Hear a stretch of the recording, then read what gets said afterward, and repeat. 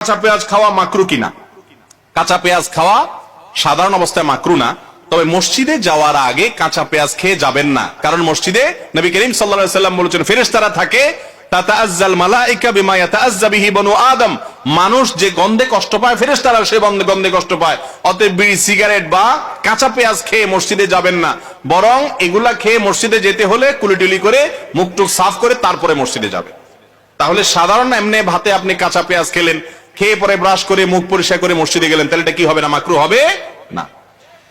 এরপরে প্রশ্ন হলো, জুমার খুতবার আগে সমাজ প্রধান যিনি, তিনি কি সামাজিক কোনো কথাবার্তা বা মসজিদের উন্নয়নমূলক কথাবার্তা বলতে পারেন কিনা? এমন কথা বলতে পারবেন যেই কথায় মুসল্লিদের বা মানুষদের উপকার আছে। যেমন একটা অন্যায় কাজ মানুষ করতেছে, যেখানে সেখানে ময়লা ফেলতেছে, বা মানুষ সতর্ক থাকছে না, রোগবালাই বাড়ছে, তো মানুষের উপকার আসে, এরকম কথা মসজিদে দাঁড়ায়া গণ্যমান্য লোকেরা বলতে পারবেন।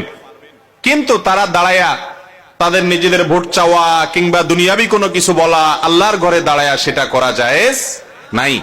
আল্লাহর ঘরে দাঁড়ায়া মানুষের কল্যাণে কোনো কথা তারা প্রয়োজনে বলতে পারেন, মসজিদের উন্নয়নের জন্য অবশ্যই কথা বলতে পারেন।